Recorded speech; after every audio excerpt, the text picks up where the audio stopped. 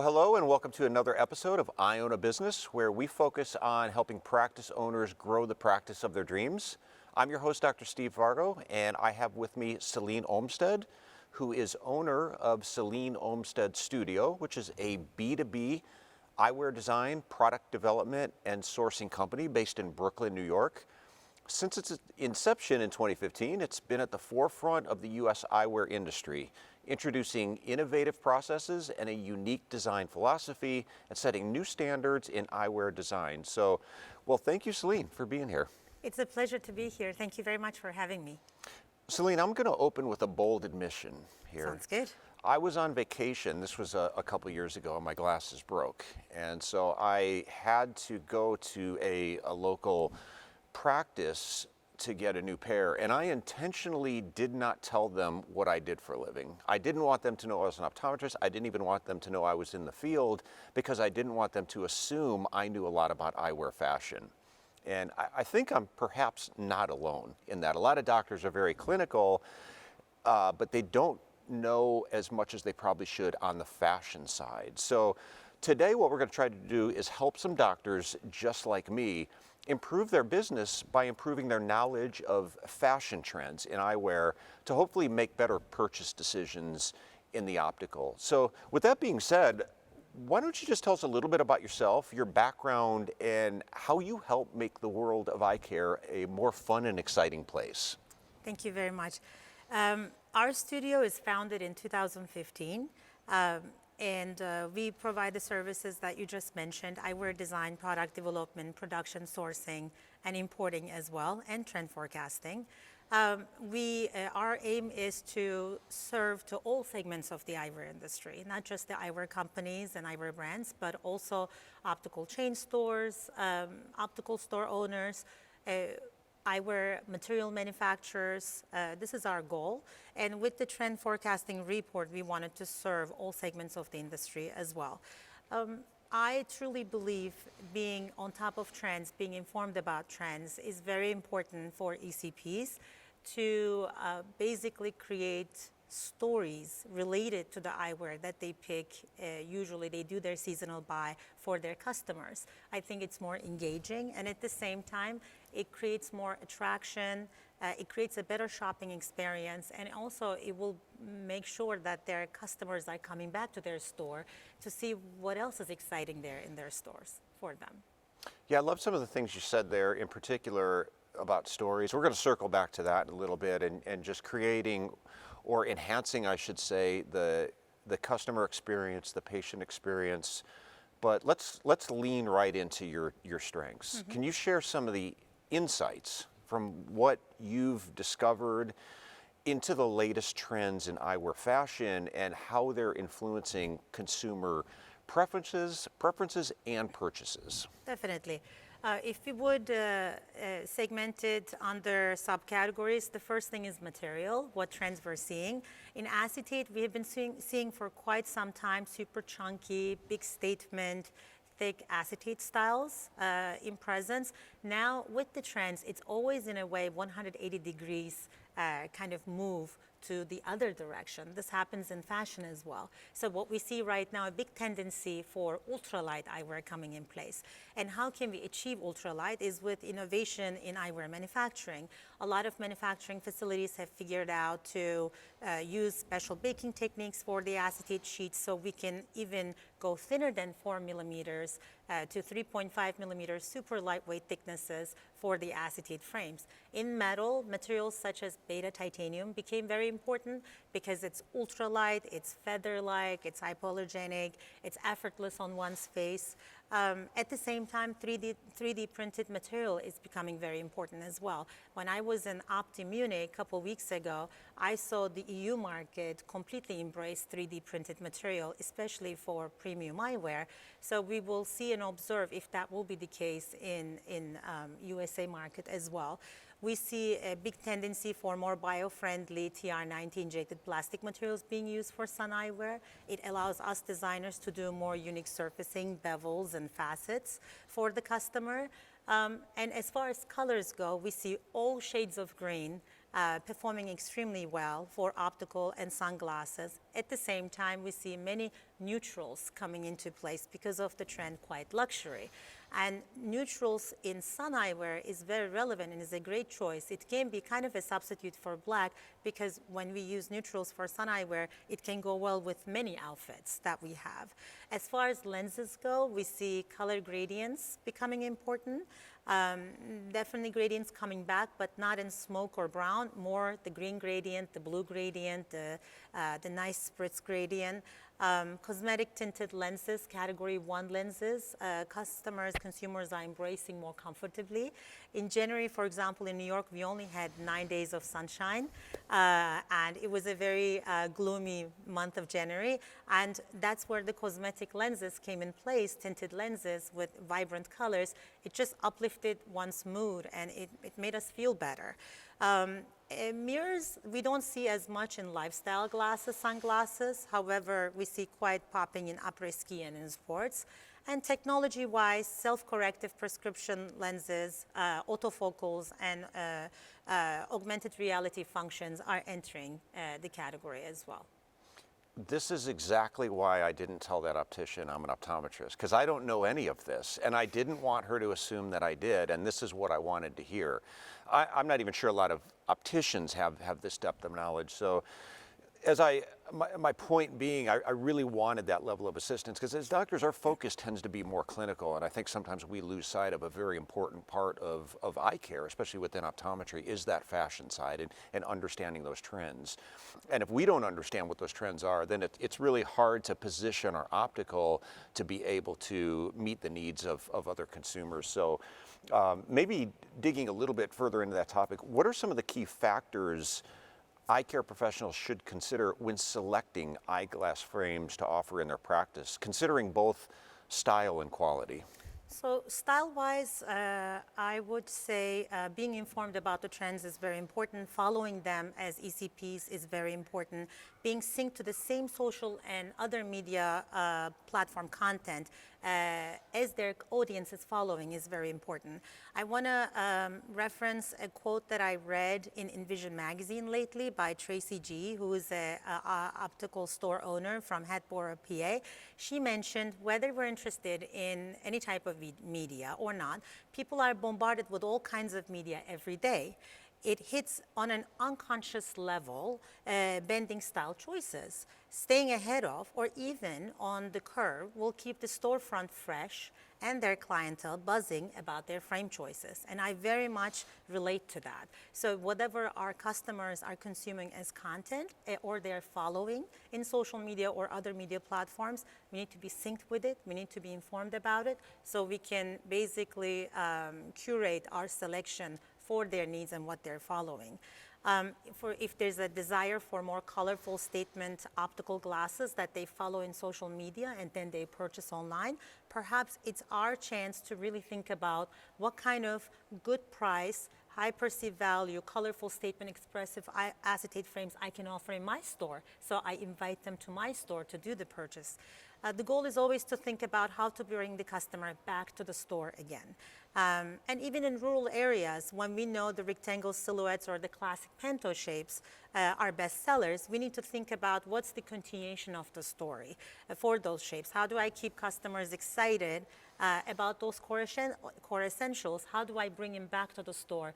What is the unique detail that I can basically just offer to them on the next square rectangle, on the next panto, as they need glasses for their car, for their work, for their office and home as well. Quality-wise, as an eyewear designer, I'm a true believer in our responsibility as designers and eyewear companies and brands that we would need to offer the highest quality, highest perceived value to our customers for that price point. And this doesn't mean the customer would need to spend about $300 to get that high perceived value. I strongly believe that that can be achieved with $140, $180 suggested retail price.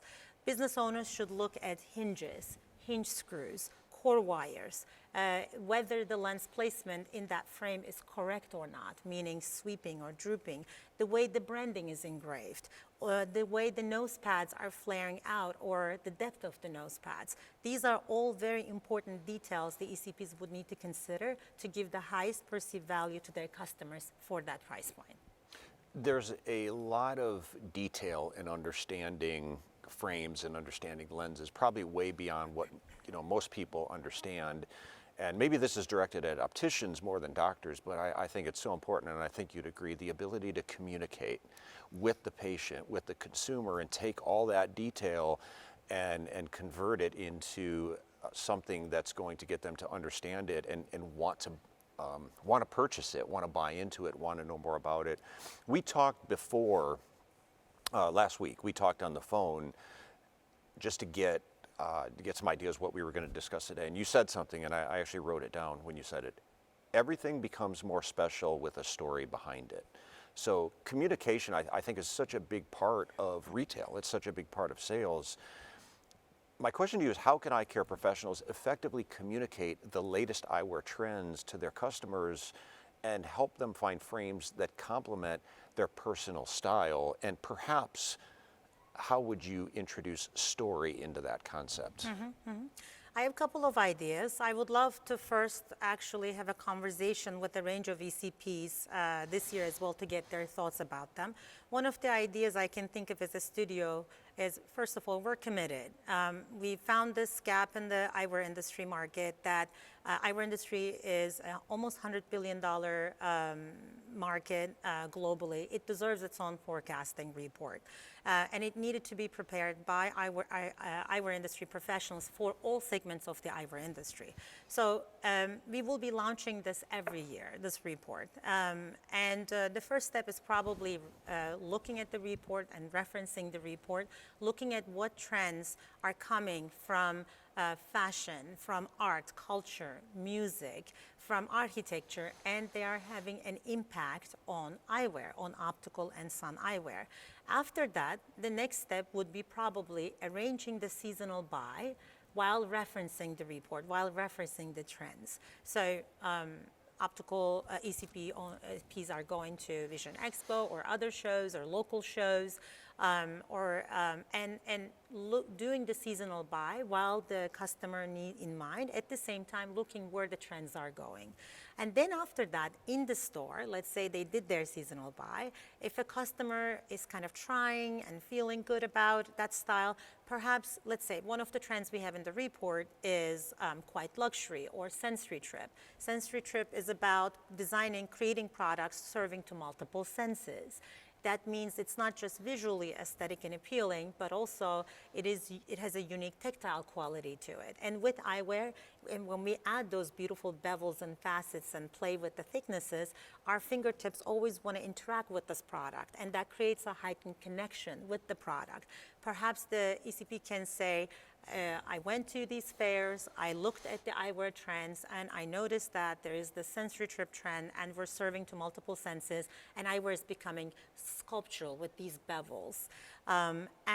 This is why I picked this style, and basically take a note to this where it goes from thick to thin, where your thumbs are touching when opening and closing the eyewear, and it's all serving to the tactile experience. So basically telling the story behind why they picked that style, why they picked that color, making references of everyday life, culture, I think will create that connection with their customer.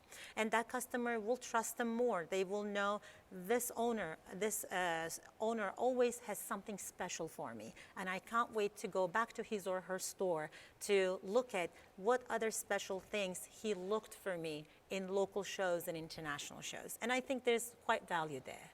Yeah, you mentioned connection, which I think is real key in terms of one's ability to influence other people, influence their decisions, their purchases, and that I think story does a real good job of that, because there is a lot of information to share on the optical side, but when you lead with the story, it emotionally connects people to the information, and it's more likely to get their buy-in. So I've always felt that's a very effective way to communicate the value of anything, is just lead with a quick story. Here's the story behind that color. Here's the success that we've had from other patients. Here's a celebrity who's wearing this frame. Like, what is the why behind why I might want to move forward with that particular style of frame? I'm going to mention here that we're recording this at our annual conference, The Connection. So Selin is sitting right next to me. We usually do these through some kind of virtual format, but we're actually sitting right next to each other talking. And one of the themes here at The Connection is wildly independent. And as independent, the word private label, it gets thrown around a lot. It's been kind of a buzz term over the past couple years. I think it's a great way to differentiate and compete, and a lot of doctors are interested in how might I set up my own private label of frames. So for doctors that want to do that, what are some options for doctors to implement private label frames as a way to differentiate? I'm gonna start answering the question first with something that I experienced on last Sunday. For a project, I had to do a market research. I went to Chinatown on Sunday, took my daughter with me, and I visited 8 stores. And I did the same thing. I didn't mention that I'm in eyewear industry. I didn't use the terms like temple or anything like that. And all my goal was being simply in the shoes of the customer and going through that entire experience, trying different styles, asking for various price points. What I found out is some of the optical stores in Chinatown in New York, Manhattan, they started carrying their in-house products. And this means, for example, that most of them had eyewear above 300 and up US dollars, but they also had their couple in-house products and styles where they offered, it was the core essentials, it was beautifully crafted, but they wanted to offer something for their customers in the 200 range or in the 180 range. And the idea of private label or the idea of in-house products is absolutely possible. The only way to make that happen is basically to create the entire operation. And as a studio, we're able to not only design, but create the prototype, find the pre-vetted manufacturers in China, Italy, or Japan, depending on the suggested retail price strategy, get the product developed by collaborating with the ECPs or optical chain store owners, and then get it produced and imported. We have our own FDA import license as well. So if they would say, you know, I'm loving the brands where I'm getting the frames from, but there's something that's missing in this price point, this aesthetic, this material, and I would love to have it in my store. And we can serve them for that. Right now, minimum order quantities are much more flexible in China and Italy, so we can serve them with lower MOQs as well. Whether they want to, first they can perhaps test out some products and styles and it performs well, then they can really truly create a collection out of it and a private label out of it. And then see if they have energy and bandwidth to support it with some content creation or digital ads strategy. But even before then, testing out 1 or 2 styles as an in-house products, I think is super smart to provide diversity in price, in aesthetics to their customer. So as someone who observes trends, let's put get our crystal ball here. In your opinion, what do you foresee as the future of eyewear fashion, and how can eye care professionals prepare to adapt and thrive in this evolving landscape? For the USA, I wonder if the ultralight 3D printed eyewear will be perceived high-end premium and accepted as it's done right now in the European market. In Europe, we see products in 3D printed material being sold with beta titanium temples or all 3D printed temples being sold about $300 and up, €300 and up. So we shall observe and see if that trend is gonna come and trickle to USA. It might or not, because every geography has its own reality, and we have to always create something to cater to our audience here. Then the second thing I'm observing is, so when I first started in 2013, colors were more conservative in the US market. Now I see customers choosing a wider range of colors. So definitely more color in the right tone, more expressive shapes in a wearable way. And in USA, we don't see, it's not avant-garde, but it's expressive. And people want to make the eyewear part of their identity. And that's why they're taking more subtle risks more and more every day. So this is wonderful to see. And more, I see that there will be more technology incorporated into the lenses with autofocals especially, and eyewear in general. However, it should be done in a seamless way because that person is going to wear that eyewear for 8 to 10 hours on their face, and it should fit well, it should look good, and technology should be the perk on top of it, not the main focus. I truly believe more innovation in bio-eco-friendly materials will take place. Right now, the innovation, perhaps we only have about 8 to 10 years of innovation in biomaterials in eyewear. As there is more innovation, we're going to be able to have it in the same price point as the regular materials. We will depend less on fossil fuel ingredients. And at the same time, I think the store owners will be probably looking ways, how can I attract my customer in a way to my store, and how can I make shopping experience a more fun, engaging, valuable experience. And perhaps they will organize little events, cultural events or fashion events or simply informative, educative events. They will serve maybe beverages or treats, and by doing that, then the customers more and more will come to their store. So this is kind of the future of eyewear fashion, I see, and I truly believe in. And I also believe that more video and 3D immersive displays will enter the stores as well. We see examples of that in Europe right now. Video is becoming very popular in optical stores. So I can truly see video being incorporated as part of the interior design in optical stores as well. So I hear the term coming to the U.S. a lot. So Yeah. I'm going to assume that a lot of these, that the U.S. isn't necessarily driving the innovation in these trends.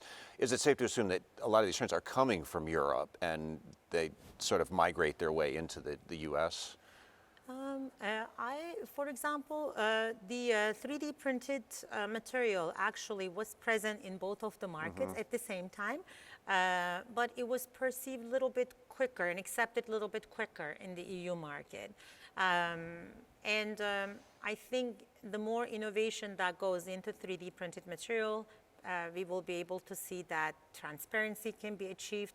I think, and it's going to look more sophisticated. Perhaps that's when the U.S. customer will be able to welcome to lifestyle category, eyewear category.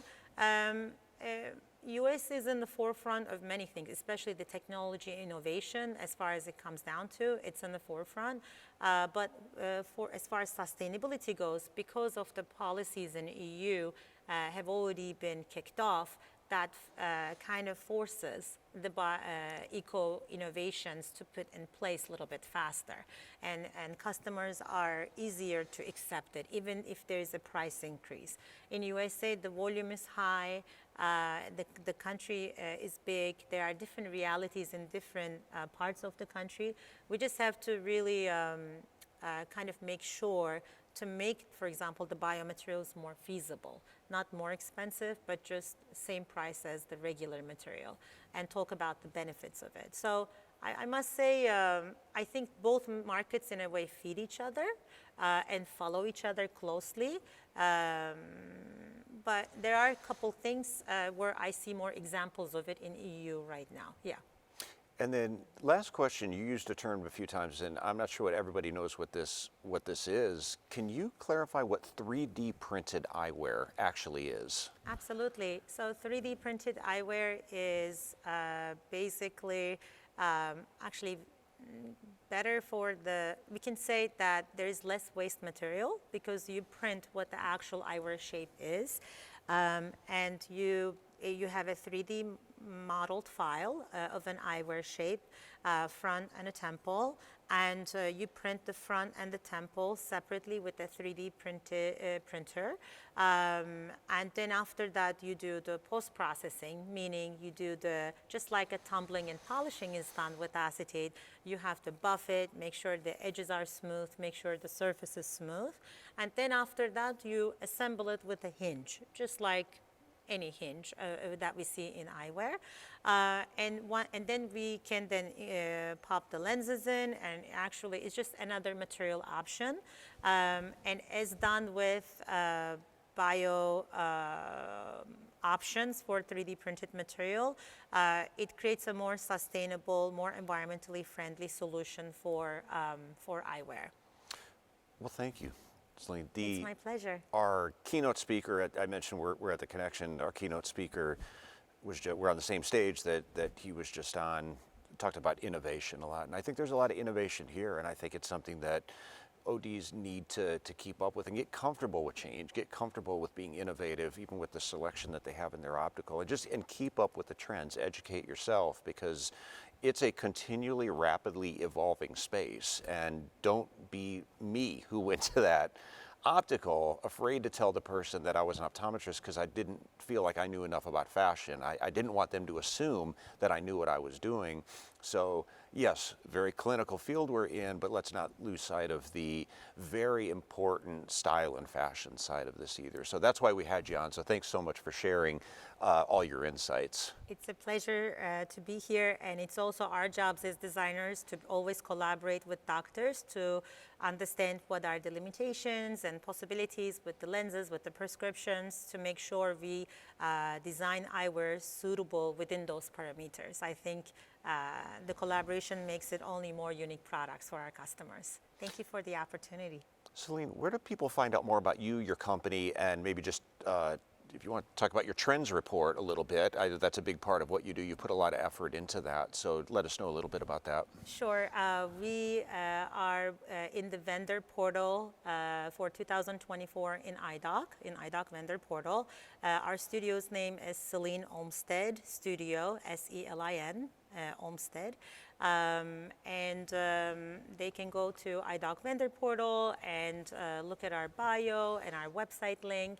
And we also exclusively created a promo code for only IDOC frame members, where we are providing 70% discount for only IDOC frame members to purchase the trend report.